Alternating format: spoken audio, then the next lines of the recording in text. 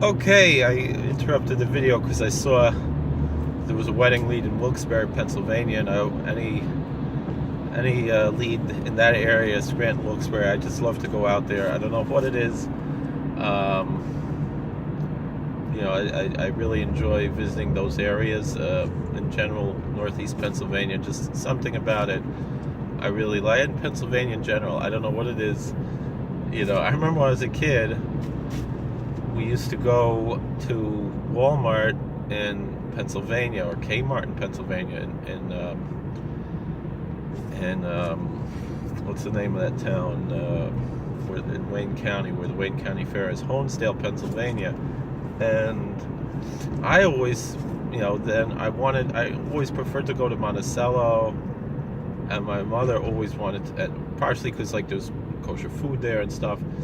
And my mother always liked to go to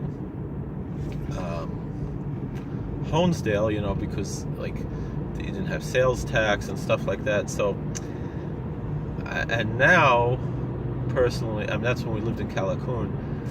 Now personally, I would much rather go to Honesdale than to Monticello. I don't know, just me personally. I don't know. That's just my my experience. But Scranton though has the best of both worlds because it's Pennsylvania, and also there's a yeshiva there. There's a frum community there. Now there's a Hasidic community there. It's a different. I remember we went to the museum in Scranton, and they had an exhibit on all different types of religion in the area. It was a coal mining museum, and they discussed the Jewish religion, and they talked about Hasidic Jews in Poland in this exhibit, and they also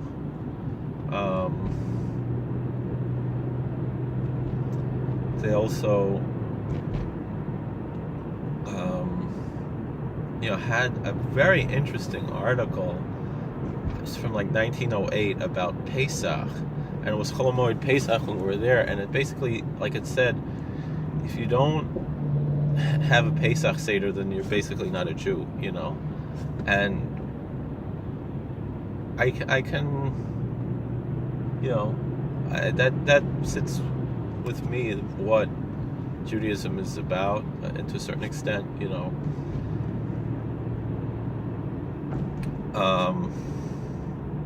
Pesach is really central, even though it's so difficult.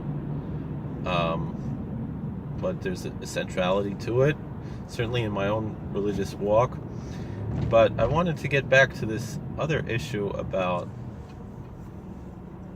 spirituality, religion, and this feeling that there's a lack of spirituality in Judaism. And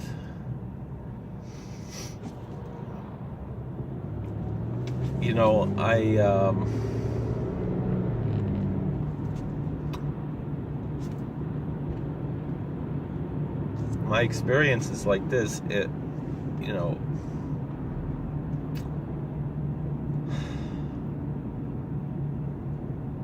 Because I fell in love with Judaism before I got convinced it was true. Personally, I remember this very vividly. I just loved going to shul with my Zaidi. He would go to shul every day, Shachris Mincha Marav, and Shachris at 6:15 in the morning was tough for me, but I just loved going to Mincha Marav. There was just something about it. I just fell in love with this devotion, and I don't know about how much I believed in it, but I just loved it. The fellowship. Most Bali Tshuva like me, either they got their start with Chabad or NCSY or something like that. That wasn't my situation. My situation was just the old guys, Mincha Maariv, Minyan in the Young Israel New Hyde Park. And that was my experience. I wasn't really interested in hanging out with kids my age. I didn't have much to do with them. I didn't have much interest in anything that they had to offer me. I did sometimes, and I had some friends that I hung out with, but I really wasn't interested. I was I felt much more at home with the old guys at shul, who went to minyan every day, the old retirees, the people, my Zaydis friends, my grandfather's friends. That's where I really felt. And to go to these Shabbatons, NCSY, that were so tacky, or to go to something Chabad that was like kind of weird.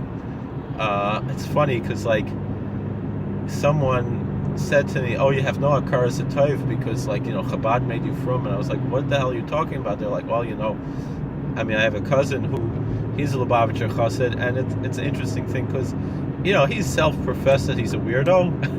He'll be the first to admit that, but his religious outlook in life, to me, is much more normal than most Lubavitcher Chassidim, and it's funny because he's a Mashiachist, but he's still much more open-minded, in my opinion. Maybe other people will disagree with me about that, and he also has what to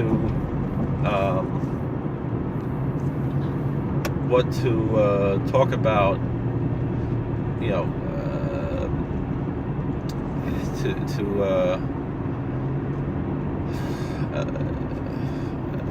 criticize Chabad.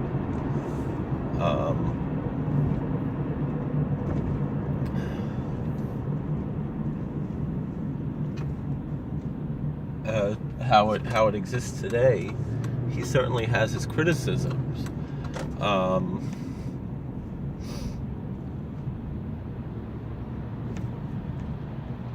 But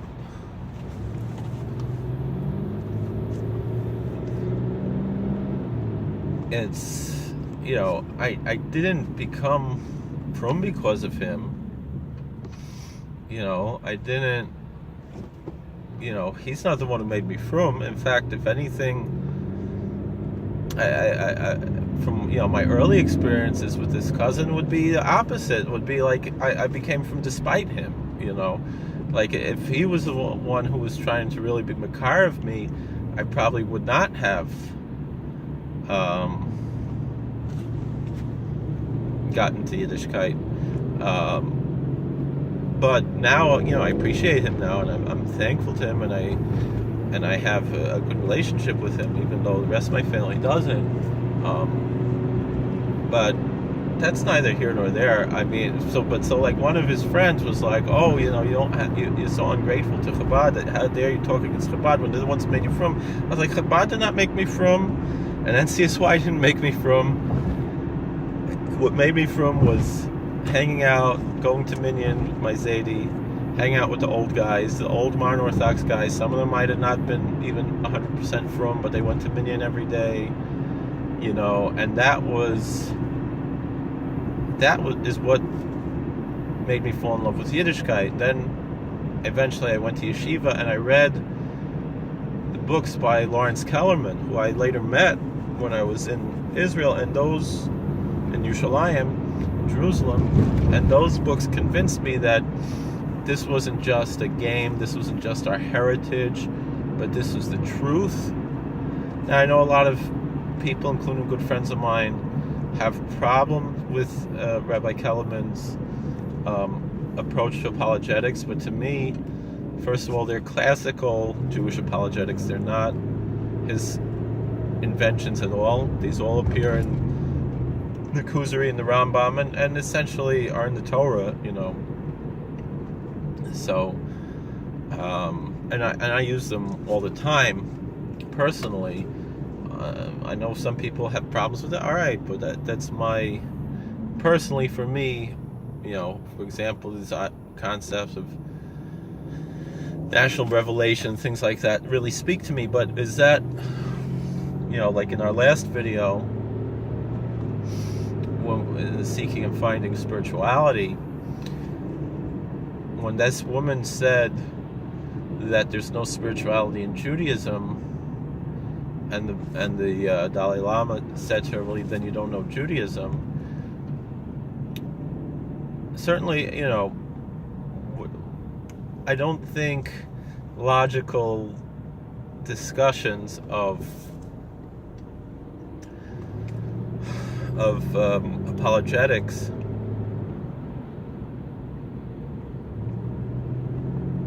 were what she was looking for. A lot of people don't want apologetics. A lot of people are offended by apologetics.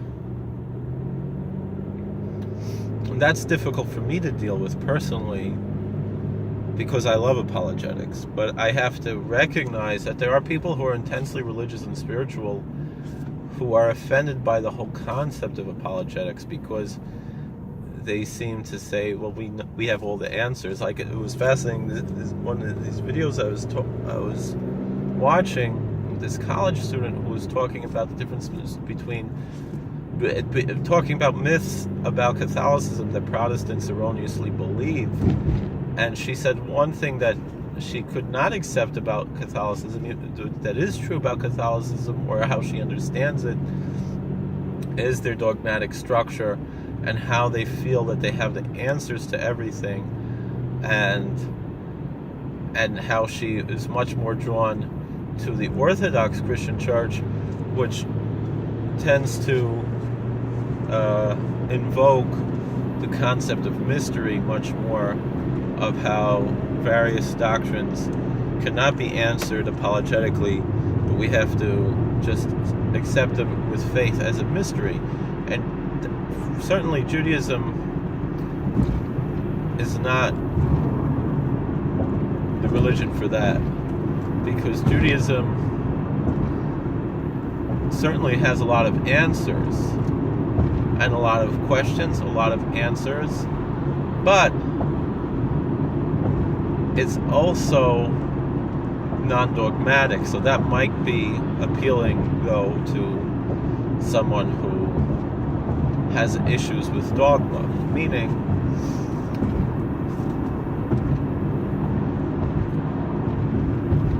I listened to a lecture today. It was an interview on the radio station, and it was on Arts Sheva with Tamar Yona, with Rav Aryeh Bar Tzadok, who's someone who I had the chus to meet once, and someone who I've been studying his writings for many years. And one thing I love about Rabbi Bar Tzadok is how dynamic he is, meaning you can see his evolution in his personal spiritual walk over the years. I mean, just one example of his change. So years ago, he wrote an article talking of the danger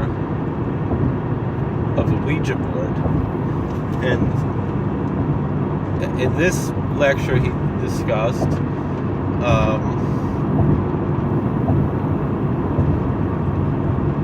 he said, oh, it's just superstition and it's just a game, like, you know, it goes right next to Monopoly at Toys R Us, and it shouldn't be taken seriously, and you're a fool if you take it seriously. I don't think he changed his fundamental belief. I think he changed his approach within that, meaning even part of what we could say about that is, like, his answer really did not change if you really listen to him. His belief really did not change if you listen to him. What he's basically saying is that he was explaining the psychological meanings behind so many of our spiritual practices, and spiritual practices that appear in many different traditions.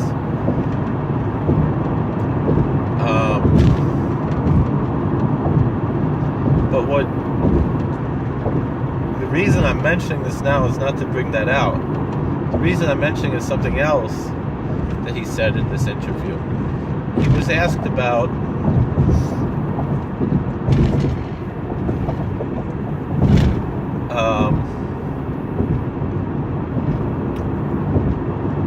Maimonides' approach to many of these spiritual questions and supernatural questions, and how Maimonides says that these things are not real, and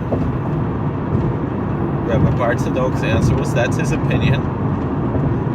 But much of Maimonides' worldview was Aristotelian, and that's how he understood many things in Torah that might not fit into rational framework. He would understand many of those things as metaphors.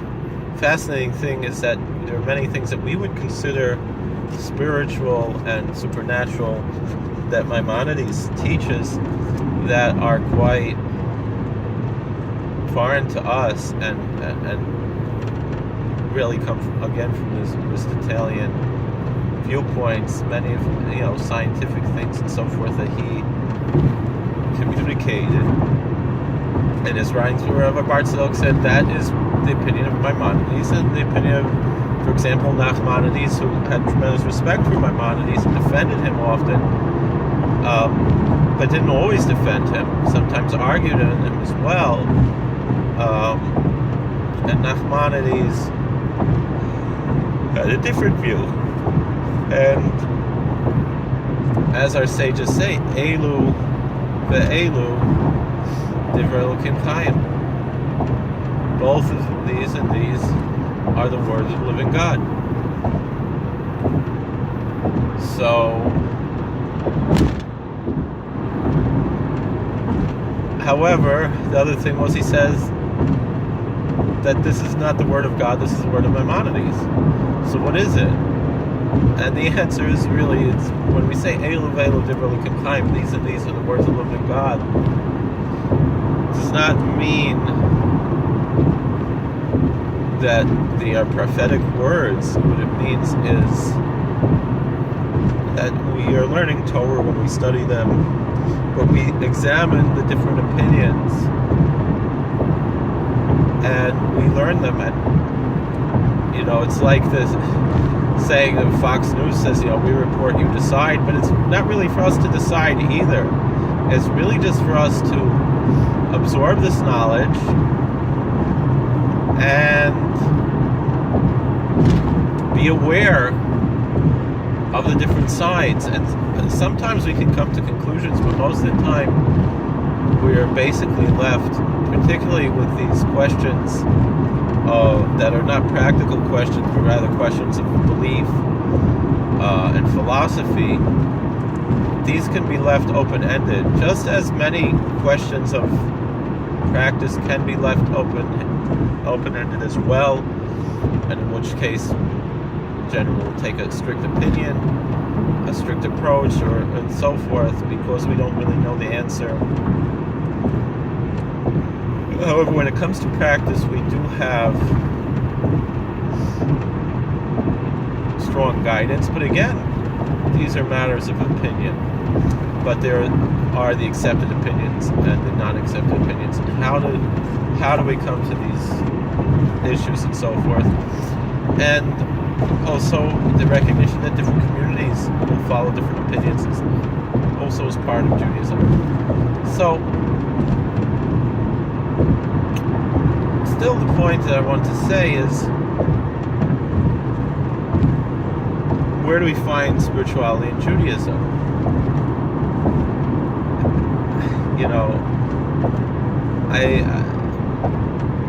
I perform weddings and other ceremonies, as a service, and I travel a lot, and I'm booked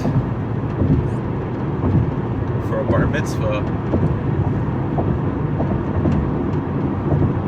in a couple of weeks, not too long from now, and I met with the family, and they said, can we keep the mention of God here to a minimum? And it's very painful for me to hear that, but then I have to understand where they're coming from. And they said, we don't go to temple or anything like that. We took the kids to Chabad, to Hebrew school for a while, but it just wasn't for them. But whatever, all these different things, they're not religious people, and it made me uncomfortable. But on the other hand, they said we could talk a little bit about God, but just not too much, And why is that? Where does this come from? What is this all about? What are our understandings? So one thing is, they say Reb Nachman Breslover once met an atheist. And the story goes was that he told the atheist that the God you don't believe in, I don't believe in either. And if you think God is the guy in the Gary Larson cartoons, who he ran out of clay, so he decided to make some snakes, and that's who God is. Well, I don't believe in that God. I don't believe in the cartoony God.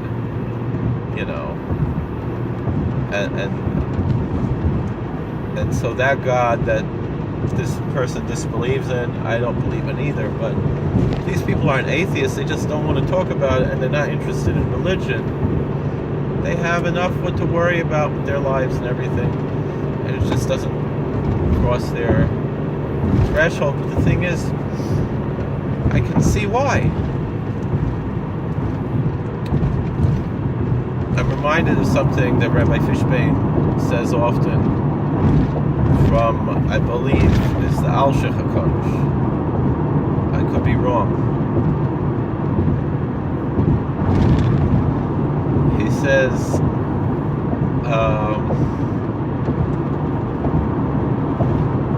the Mishkan, the tabernacle that Moses made in the desert, had the least materialism of the three sanctuaries that we had, and the most spirituality. It had constant Hashras HaShechina. The Solomon's temple was much more opulent and beautiful than the Mishkan,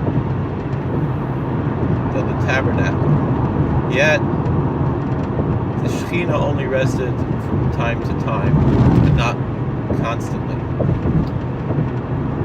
And then Herod's temple was the most magnificent edifice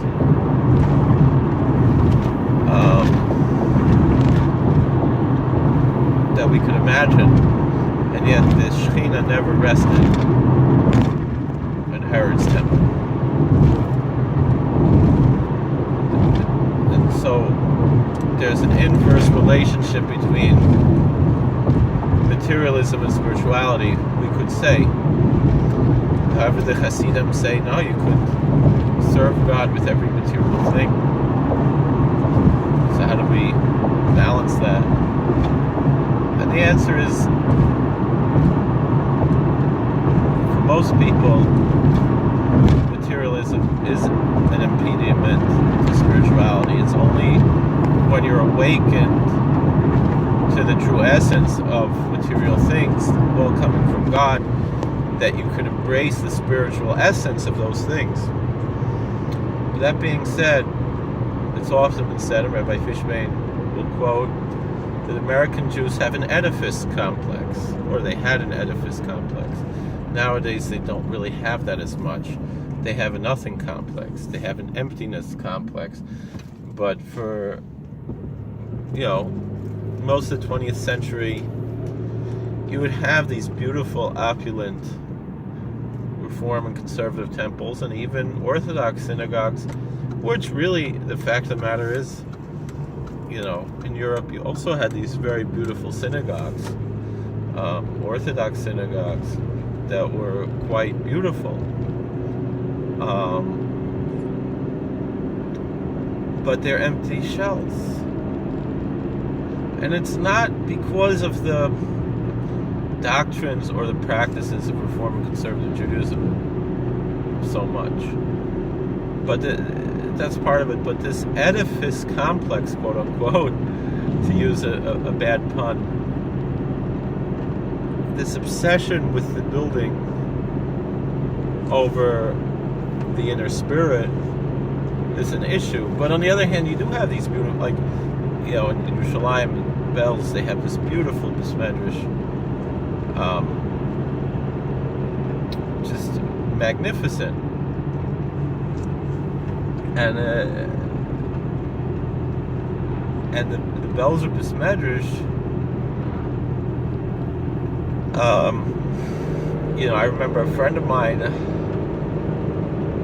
he said he's in awe of it because this is Malchus. And it reminded me of that. We make a bracha,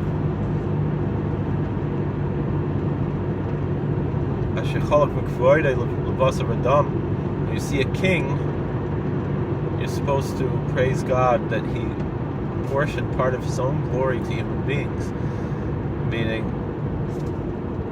through monarchy and so forth, we see something that impresses us, and then we're reminded that this is minuscule, infinitesimal compared to the glory of God. And so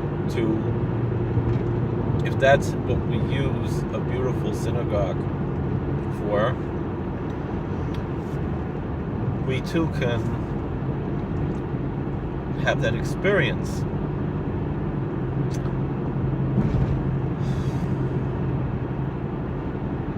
And really anything that puts us in awe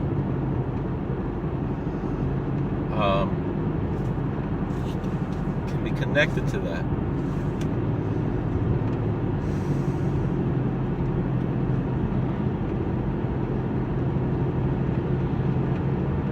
Anything that gives us a sense of awe.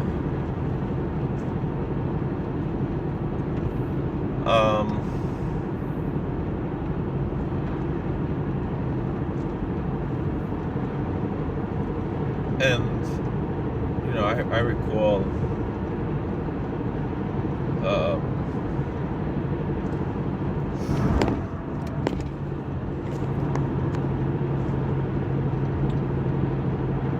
there was in Richmond,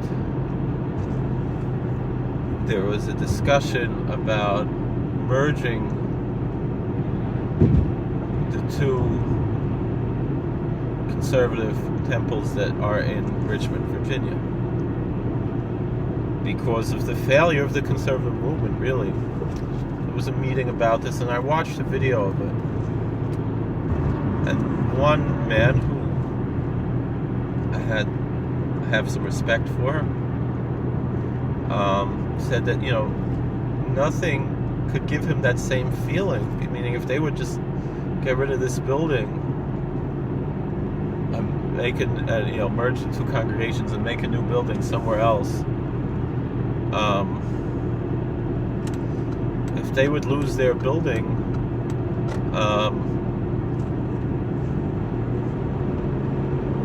he can't think of any other place that gives him that same sense of awe as that quite beautiful sanctuary I visited once of that conservative temple. And it's a place where they have a daily minyan and a mikveh. You should just note that, and you should be aware of that.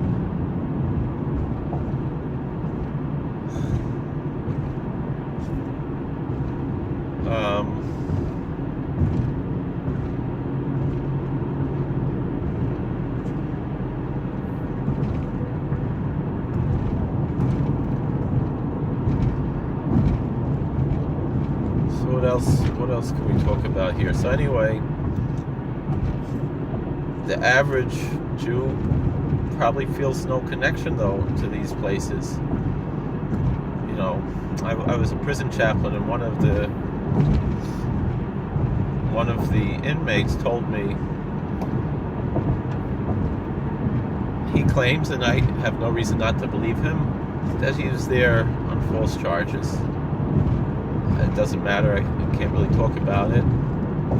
And he said, he grew up in upstate New York. His family attended a conservative shul. His father was a donor to the shul. He had a successful business, and then the business turned south. And his father turned to the rabbi for help, and the rabbi refused to help him. He's like, oh, you're not helping us anymore. We can't help you, something like that. He's like, I'm asking for financial help, And so he turned his back on the synagogue, and this gentleman had no interest in Judaism really until he came to prison and he rediscovered Judaism, one of the other inmates. who was Jewish, brought him back into Judaism, and now he's quite proud of being Jewish.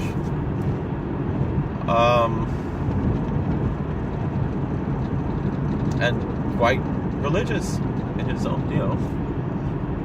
his walk with Judaism. In his own way, I'll say, but that being said,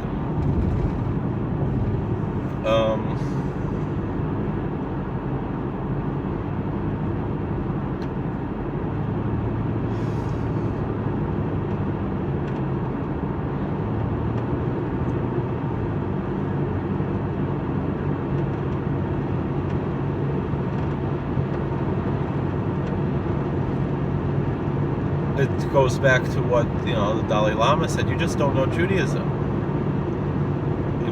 People make assumptions about what Judaism is without knowing it, and we do that about everything really in life, particularly with religions.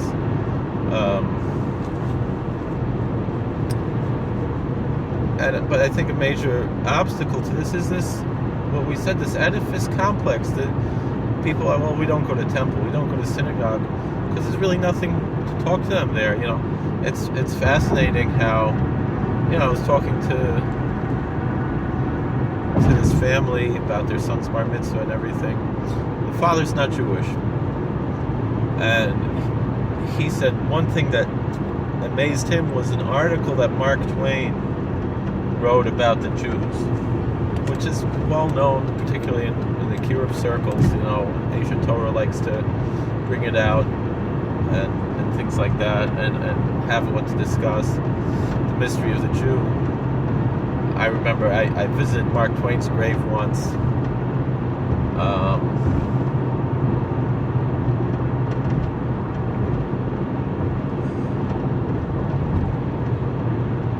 And I read that there, And so there are things to inspire someone. And there's just one other story I want to share. Oh, there's a Idaho license plate, right? My wife's from Idaho. Somehow she knows, when she looks at the license plate, where they're from, what county they're from, something. And I see there's a K and a bunch of numbers. I guess the K stands for something. I don't know. My wife knows those things. So,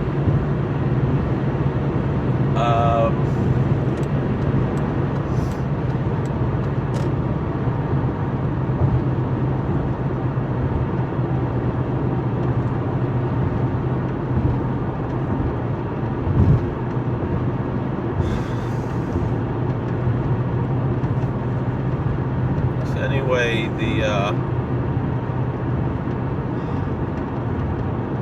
I rushed home to get to Minion. I'm not going to make it.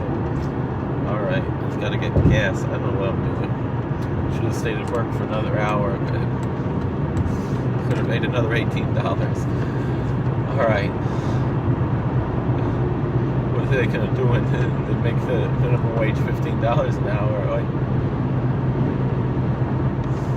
People are going to live in the city and work upstate.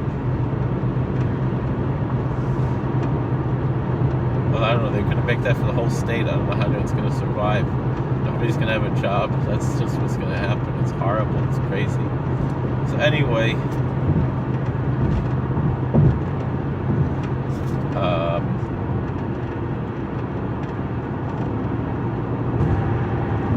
but Cuomo doesn't care. He just wants to get the votes. He doesn't care about what really helps people. So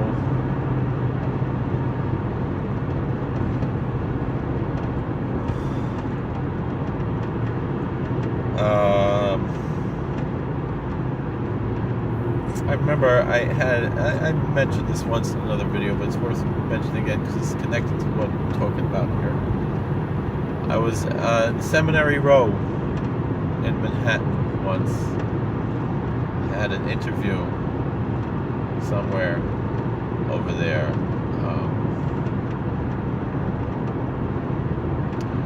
And a young seminarian approaches me and asks me, why do I believe in God? And I gave my normal apologetic answers, and then this fellow, he said to me, you know what?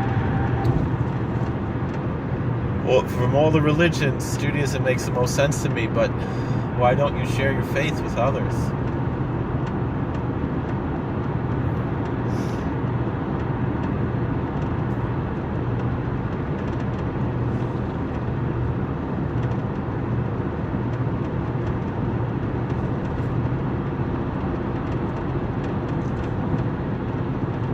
And I said, well, I do.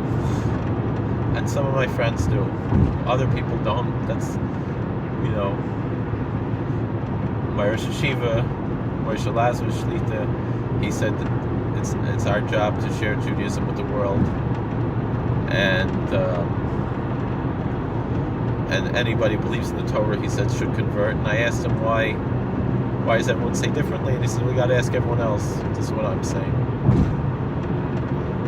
And it changed my life to hear that. Changed my whole perspective, because I remember how horrible I was. There were some guys who converted in Or Sameach then, and I said to them, "What are you doing? You're perfect tzaddik, keeping Sheva Mitzvah B'nai Noach, and now you can't possibly keep all this." And how stupid I was to say that. I was basically reciting a Pauline doctrine right out of Galatians, and that's what all these rabbis do. They don't even think about what they're doing. Their idea is not Jewish. That's a Christian idea to say that it's too hard to be Jewish. Judaism says, it's not too far. It's not in heaven. It's not on earth. It's in your mouth, in your heart to do it.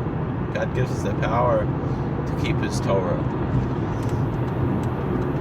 And the Torah is not too difficult to keep. And it's really best, like Rosh Hashiva said, if you believe in Torah, instead of holding on to this nonsense of Sheva Mitzvah B'nai Noach, to convert. And they said, well, what if I can't keep everything? It's still better. You do your best, you want your best. Alright, there's certain things, I won't just convert anybody, but it's not as difficult as people make it out to be, and it's ideal. It's ideal for people to convert to Judaism. We want Gerei Tzedek. That's why we're in Galus. That's why we're sent out among all the nations to bring people in. The thing is, how are we going to bring others in if we can't bring ourselves in? But the real answer is how. Because I remember, most people don't even care about the Sheva Mitzvah B'nai Noach. Most Jews, I'm talking about religious Jews, they were like, well, our own house is on fire. What do we have to think about others? And then the thing, I remember bringing this up to Lubavitcher, who was pushing Sheva Mitzvah B'nai Noach, and he said, well, the thing is, it's like this, if the Jews won't be able to assimilate if all the Gentiles are Noahites, because they won't let them. which is really what the Nazis did, So, but like, what? I'm like, all right, so maybe they were doing God's work, and to a certain extent, they were still totally evil. It doesn't justify what they did, but meaning the point is that God sent them to end this assimilation. But the thing is, it just backfired, this plan, because a lot of Jews, that's the excuse they make to not be religious. Oh, where was God during the Holocaust? Well, read the Bible and you'll see where was God during the Holocaust. Read the Tochacha, and you'll see. Study Jewish history. Look at how divorced so many Jews were from Judaism in the early 20th century in Europe, in Eastern Europe. Western Europe was totally gone, but Eastern Europe, even where they were so traditional, most of them were not that religious. Even they went to shul 3 times a day, and they kept everything. They still espoused heretical ideas. So there was a total rot. and they gave up hope in God, and that's why they wound up, embracing more and more of these heretical ideas. The thing is, if you embrace heresy, why be Jewish? And it's just racism at the end, and it's just like, what is this all about? Like, what, if you believe in God and you believe this is what God says, so then you're justified in your belief and your practice and your approach. But if you're an apostate, you're a heretic, well, why marry Jewish? Why be Jewish? Why identify with the Jewish community if you don't believe it's really true? What do you... Now, the thing is I have to be honest, so much of the practices turn people off. And if we would embrace just plain... I'm not saying get rid of even one din d'Rabbanan, but if we would recognize that certain things that we do are minhagim, and we should do them, and we don't have to get rid of them for our own practices, but we have to learn how to not impose them on others, because what do we do? I mean, the fact of the matter is, mechitza is a minhag, and it's a proper minhag, and we should keep it. But it's a minhag, so therefore, the thing is, the shuls with no mechitzas tend to have heretical rabbis, and we should make an effort to how it used to be that you would have Orthodox rabbis and conservative stellars to be mashpia upon these people and bring them to Torah, because a lot of these issues of minhag and covenant tzibur and all these things, of course we should follow them. Of course, we shouldn't change our practices, but there should be rabbis who are willing to take one for the team and go into these other stellars. Maybe not daven with them, but you daven by yourself, or you find another minyan, and then you go into these places and bring these people back to Torah. And forget about the mechitza, and forget about even all the egalitarian things, because that battle was lost for these people. Not for everybody, not for us. But at least save them from the heresy, save them from Chilul Shabbos, and also learn what things are really Iker Shabbos and which things are not. And hopefully we can convince people still to keep even the things that we've accepted as the minhagim that we have accepted, because it is proper even for newcomers to Judaism to do so for the sake of the unity of the Jewish people. However, also for the sake of unity, there is a time and a place to recognize that not everything is the halacha for everybody, and you have to pick your battles. You have to understand. And these are things I've spoken to with very choshev poskim, big rabbanim. Meaning, in the Hamisher community, we have to keep our mechitzas, and we can't, use electricity on Shabbos and all these things. Except for the tremendous shots of the Chag. All these things, but we also shouldn't look down on people who have a different approach, because it's essentially you can't go and say any din deraisa or derabanan that is absolutely being violated without any doubt with using electricity.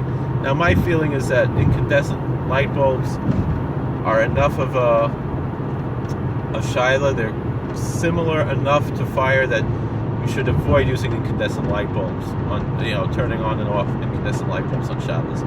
But all other electricity, it's very doichik to say that that l'chulei alma everyone agrees, and that everyone should have to follow that it's the Isra of Boina. Yes, for an Ner L'Chayid should be choished that it's Boina and not do it. But we can't go and say that those who take a more lenient view are Mechal Shabbos. And even with certain issues, you can find Midar Rabbanan and Midaraisa, meaning you're not over on any deraisa, any malacha, or any drabanan, any shvus,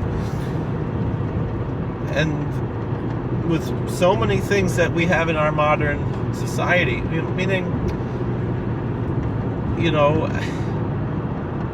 it's we're not Neo-Luddites, we're not Amish, and we have to be aware of what Hilchos Shabbos is really like, meaning what's really real.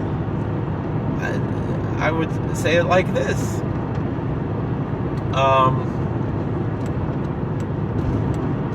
I remember I was talking to my local constable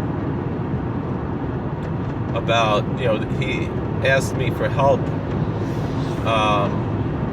vis-a-vis, there had been robberies of copper piping in our community, and he said, if I see anything that anybody who doesn't belong there, anybody who looks strange, who's acting strange, I should report it. And I told him, I said, one time I saw a car, but it was Shabbos, I couldn't call.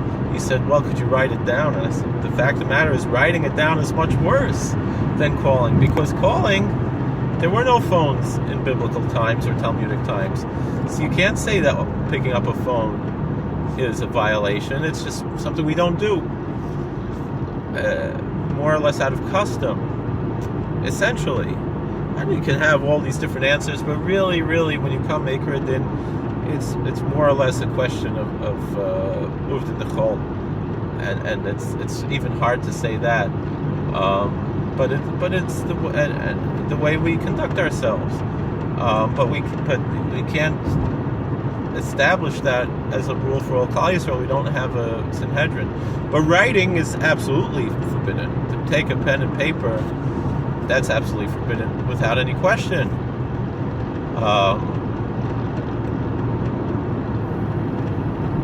So,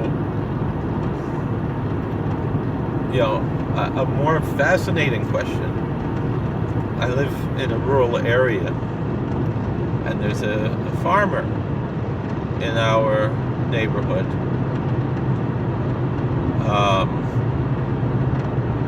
Now, it's very well known, most people are aware, the halacha is that you have to milk the cows on Shabbos because it's Sar Balachayim. You're not allowed to cause pain to an animal, and refraining from milking a cow is causing pain to the cow. So you have to do it.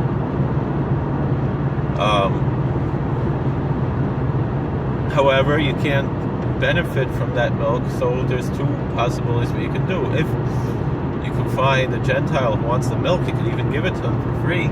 They can come and milk the cows and keep the milk for themselves. But what if you don't have? What do? It's Sar Balachayim. So you have to milk it, but you just let it go to waste. And so whatever, you dump out the milk and that's it. And now the farmer explained to me, so what is, and he's a Talmid Chacham, he's a rabbi,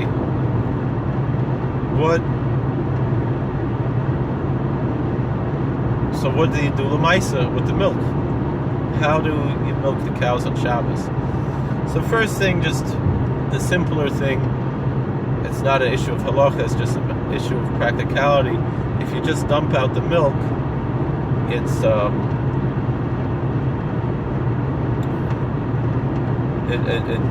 it makes a big mess. So what they do is they put bleach in the milk, they poison the milk, and that's what they do with it. This way it's wasted in that way, which probably sounds offensive to most people, as does pouring it out, and that's why we gotta find, it's better if you can find a Gentile. Most of the time they do, but once in a while they don't. One of my patients today, he said, he's nervous to go home on a pass for the weekend because he knows they're going to be baltashkas, they're going to throw his food away, and therefore he'd rather just stay in the hospital and not go home. He doesn't want his food to be wasted. And I said, it's really not your business. It doesn't matter. And whatever, I can tell him, but he doesn't really care what the halacha is. He has his own idea of what's moral and ethical. That's not necessarily what's halachic. But my feeling is he's going to gain more by going home. He said, but he doesn't get along with his parents. I don't have an answer then. What am I supposed to say? Still, I think it's better for him to go home personally. But he's an adult. He has to make his own decisions as far as that's concerned. But this whole consideration about wasting the food, I don't think should, because he's not the one doing it. And so here you see this consideration of Shabbos overrides the consideration of Baltashchis, of being wasteful, when there's no other choice. Of course, he's going to be upset with that if I tell him that, so maybe I don't have to mention it to him. I don't know, but that's really the answer. But we see that I'm learning now Yerushalmi Brachos, and it talks about all of the famous passages in the Bible that heretics like to use to prove their heresy. And the rabbis will have one answer, and the students will then go to the rabbis and say, well, that's good enough for them. What answer can you give us? And they didn't say, what's the real answer? They said, what's the answer that's for us? What do I mean by that? It's that there are answers for different answers for different people.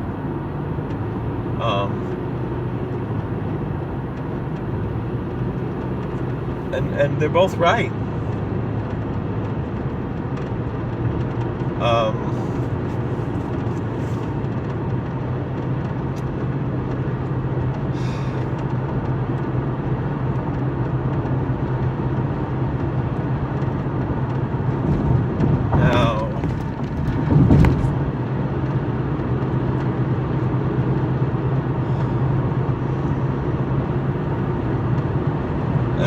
But the bigger question here with the milk is, how do you milk the cow?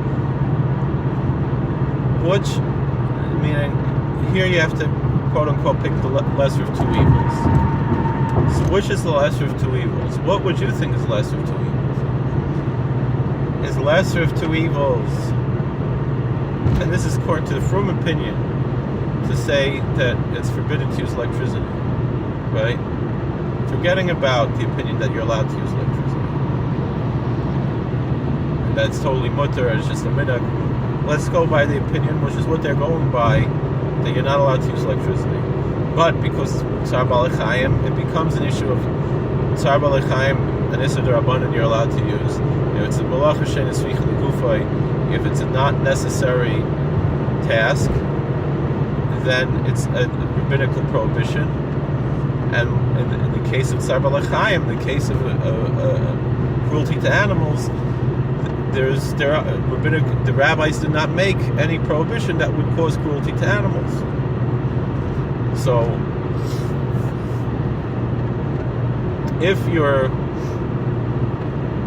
doing something, so what I'm saying is, the Torah prohibits, our rabbis teach, the Torah prohibits 39 categories of labor. Now, if you perform one of those 39 in an unnecessary way, in a pointless way, in a wasteful way, then it's not prohibited by the Torah, it's prohibited by the rabbis. The rabbis made a prohibition against doing these things,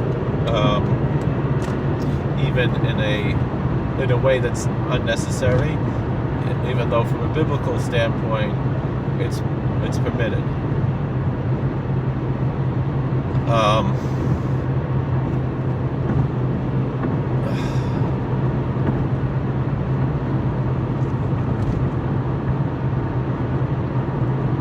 Now,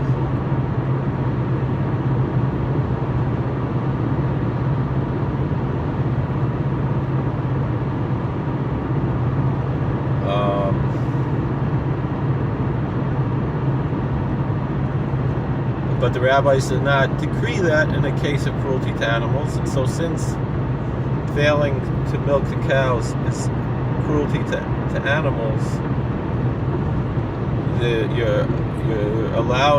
you wouldn't be allowed to milk the cow and keep the milk, you're allowed to milk it and destroy the milk and waste the milk. and you're commanded to do so in order to avoid cruelty to animals. So the question is, again, we got to pick the lesser of two evils. Still, it's not a free-for-all. So which is the lesser of two evils? To milk by hand or to milk by machine? Anyway, they milk by machine. So you would think the lesser of two evils is to milk by hand, right? Because that's the old-fashioned way, you know. And that's the neo-Luddite in the hearts of the average person, you know, would think and make an assumption. But the fact of the matter is just opposite. First of all, there's the opinion that electricity is permitted, but second of all, even if it's prohibited, each time you milk the cow, each time you squeeze the udder, you're performing another act, and so you're performing dozens of malachos, as opposed to if you flip the switch, you're only performing one malacha, and you perform that one malacha.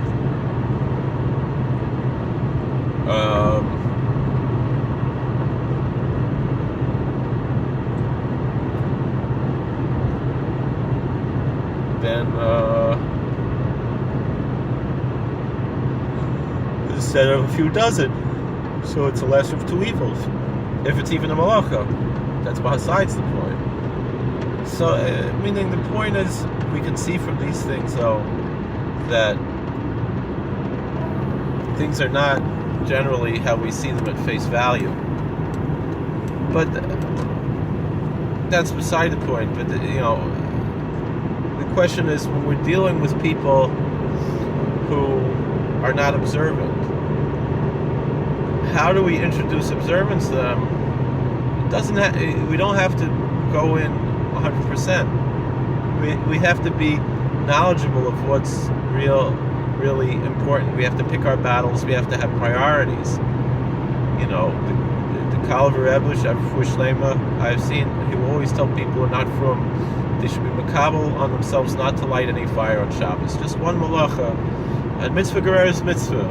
Eventually they'll be frum, and I've seen people become totally frum from that mitzvah gerer is mitzvah, taking on that one thing, and then it develops into something bigger. And that's realistic. Same thing. You know, I remember I was at the Wayne County Fair when I was a kid, and this guy, you know, he said, yeah, he tried putting on tefillin, but the prayers were too long. And someone just telling me, you could put on tefillin without saying all the prayers. So you could say an abbreviated prayer service. You could say 5 minutes of prayers. Just know what are the main things you have to say. You could say Tfilas Havineinu, you know, and the Kriya Shema, and it's better than nothing. Because otherwise he's going to do nothing, you know. And even though, but the Mishnah Berurah says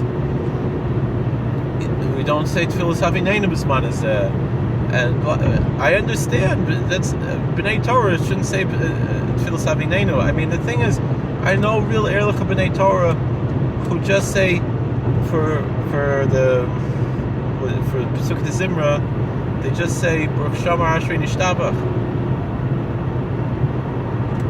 but they're saying it slowly with kavanah, while everybody else, I mean, they go to minyan, they say Baruch Shamar Ashrei Nishtabach, and it takes them as long as they daven with the Balabatish minyan, and it takes them as long.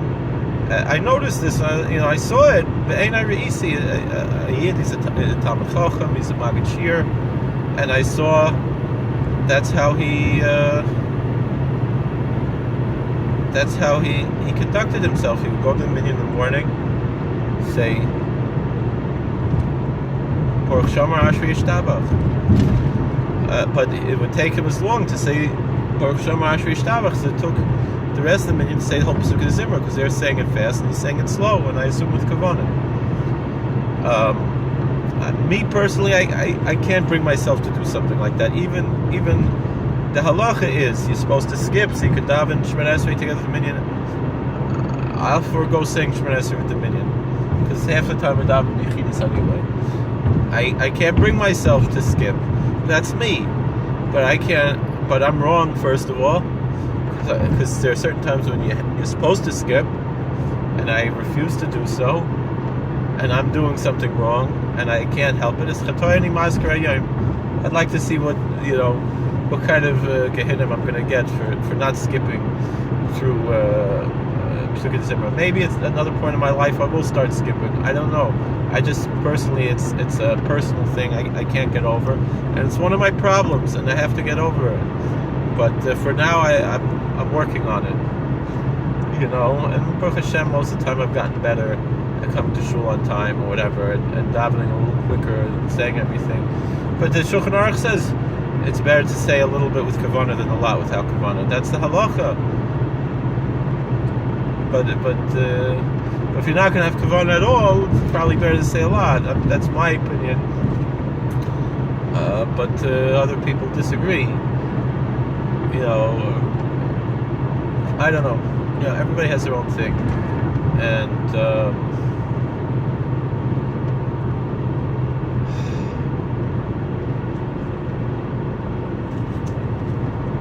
I don't know.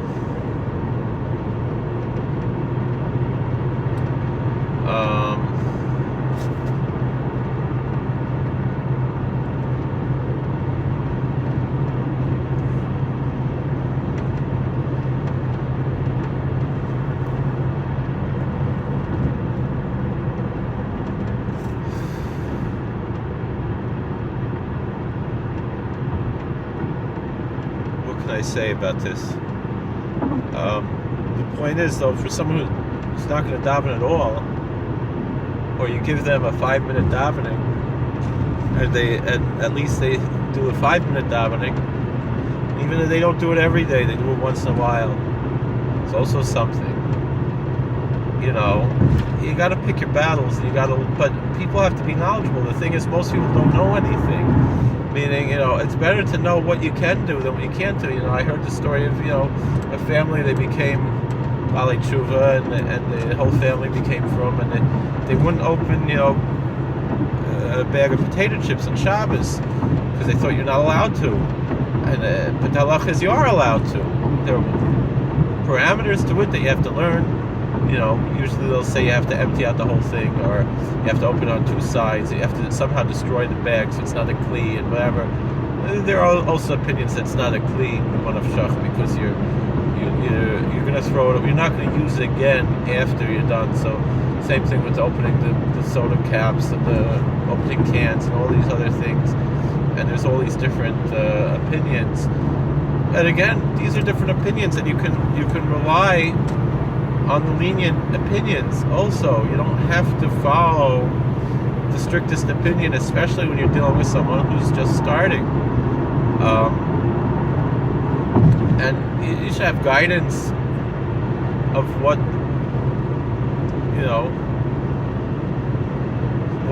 you're supposed to do and not supposed to do and so forth, and pick your battles. But that's why you need a posek, a Talmid Chacham who knows the halachas and so forth. You have to have someone who's competent, because not everybody who's a rabbi, not everyone who's a rav of a shul even, really knows what they're doing, and it's quite a situation we have, because you have so much the blind leading the blind. I mean, not just forget about, again, the Reform and the Conservative, but even the Orthodox. There's so much Hamaratzes. I saw a Rav of a shul. He said they're having a Shabbaton at the shul, and they start singing. Now, he's a regular Ben Yeshiva. He learned in Chafetz Chaim. He pronounces things with a saf, because that's what you're supposed to do if you're Ashkenazi.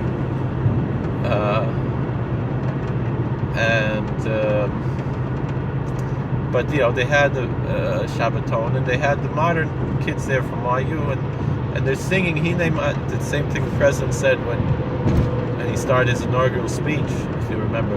Is Hinei Ma Toivim Manoim Shevas Achim Gam Yochad. Behold how beautiful and how pleasant it is when brothers sit together also. And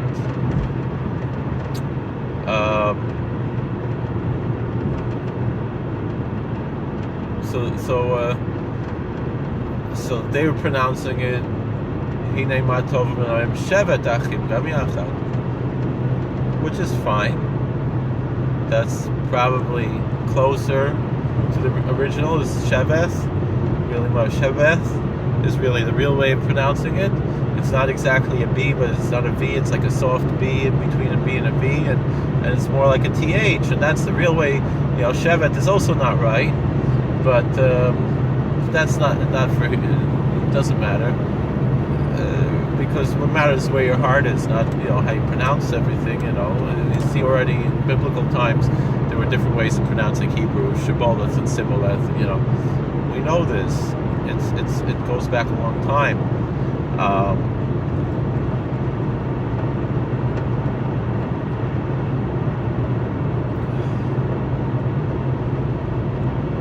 But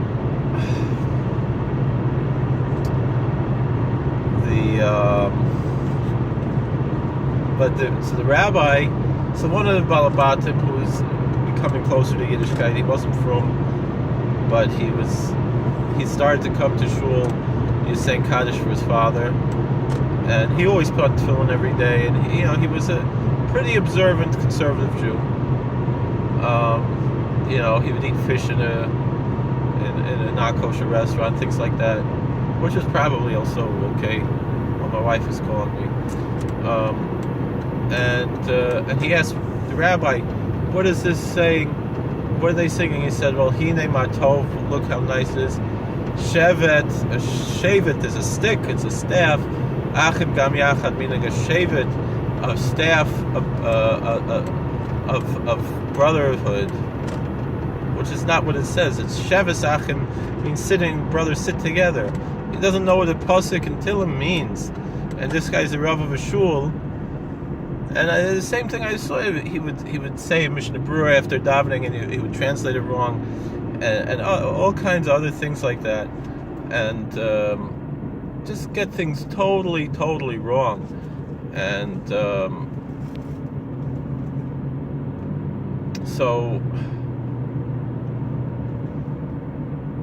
And he's a Rav of a shul, and he didn't know what he's doing,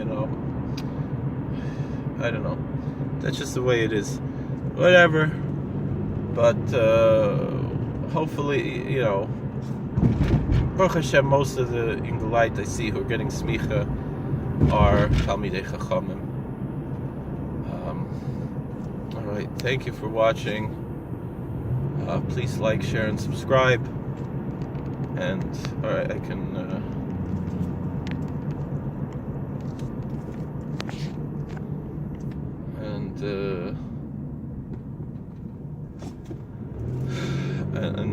comment. You can find spirituality in Judaism. It doesn't matter.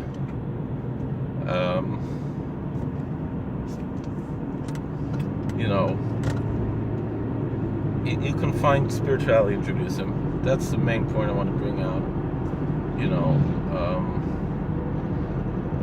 And look, but the problem is the shuls aren't offering it. There's another story with the Dalai Lama. This was on the PBS documentary about the Jews in America. And there was a group of rabbis of all different denominations who were invited to Nepal to spend some time with the Dalai Lama and to teach him how to survive in exile, because he's in exile. What's the secret of survival in exile? How did Jews do it? And so he wanted to learn this wisdom from the masters of surviving in exile, because he's from Tibet and he had to go to exile to Nepal.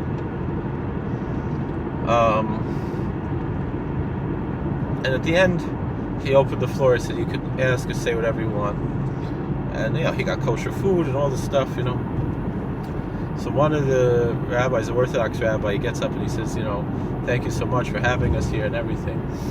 And I just want to say, there's a lot of Jewish kids, they're looking for spirituality, and they come here looking for spirituality. Can you do us a favor and send them back home? And all the Reform and liberal rabbis, they were shocked at chutzpah. How can this Orthodox rabbi ask such a chutzpah question? And the Dalai Lama said to him, "Don't be shocked. Yeah, I do send them back to Judaism because they're Jews, they're not Buddhists.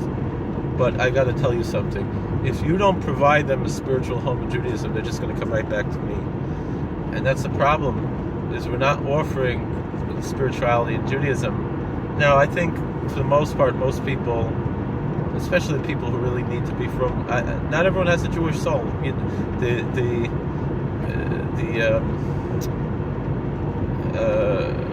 Yitzchak Mid'ako was a Talmud Ramban, he was a Rishon, he was a big Makubal. He said, not everyone born Jewish has a Jewish soul. And it's a very important thing to know, that not every Jewish person is meant to be frum. But we can still bring back more Jews to Judaism if we recognize what's really Jewish and what's really not. And the problem is, the conservative and the reform are so filled with heresy in their ranks. There are some non-heretical conservative rabbis, but very few and far between, and fewer as time goes on. So we really need, to me, there's this big fight against open orthodoxy. First of all, open orthodoxy is what orthodoxy was in America 50 years ago, if you know history. It's just a return to the roots, really. But most of Ehrlich shuls, it's not for them, these rabbis, but those in Galai, and the girls too. It doesn't matter, men, women, they should be in the shuls with the no mechitzas and be makar of them and bring them to Yiddishkeit. That's what we need them to bring, a Yiddishkeit that's relatable to the average non-frum American Jew, and make them frum in their own way and be knowledgeable of what's what. No, they don't belong in Young Israel Stellers. They don't belong even the average OU Steller. These the YCT boys and the Maharad girls, that's not where they belong. But they absolutely belong in the the traditional shuls, and even in the egalitarian conservative shuls. And we should really supplant. JTS really started from, Rav Hertz, the Hertz Chumash. He learned in JTS. He was the first Musmuch of JTS.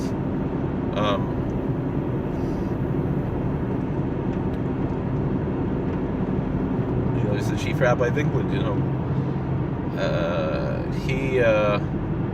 He was from, back then it was more or less from, but the problem was the Talmudic scholars that they had in those days were not from. They had Marcus Jastrow and these people, so they had to bring them together, and that's why it all fell apart, and developed into what it is today. And it's not going to last, really. It's going to become totally irrelevant as time goes by. And it's part of the edifice complex and so forth. And the thing is, if we can the thing is, most of those shuls won't hire Orthodox rabbis, but the thing is, YCT is cool enough that, meaning I apply at these stellars all the time and I get turned down. But YCT,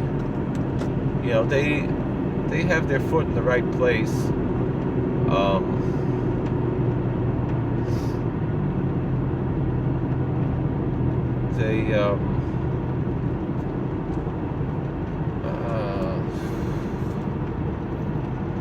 They should be sending their boys and girls to these stellars.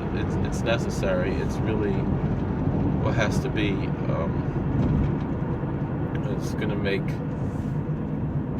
for a better Yiddishkeit, a better Jewish people, if we get Torah back to the Jewish world. The problem is with these YCT boys and girls, though, is that they're too political.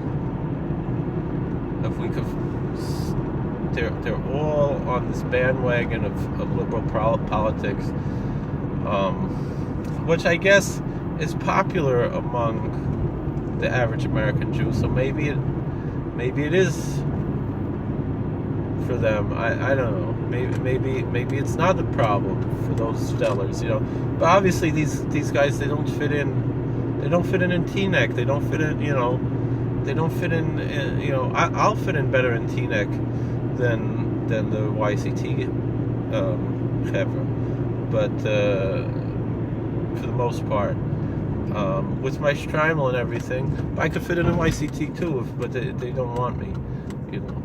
But and mostly the main reason I don't fit in is because I have a libertarian political view, like with a conservative leaning. All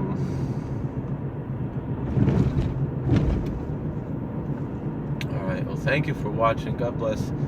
Please like, share, and subscribe. And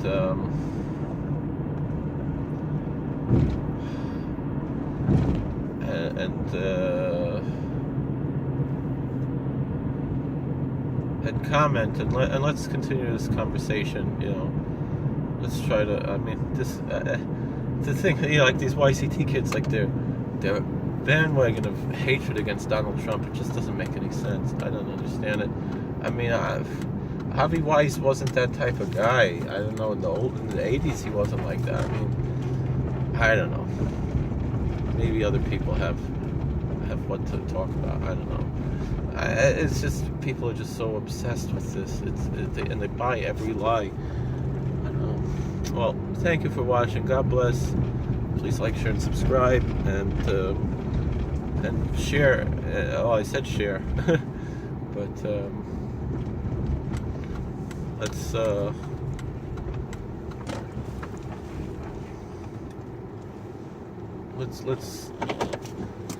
let's continue the conversation. Thank you. God bless. I'm sorry I'm still not 100%. All right.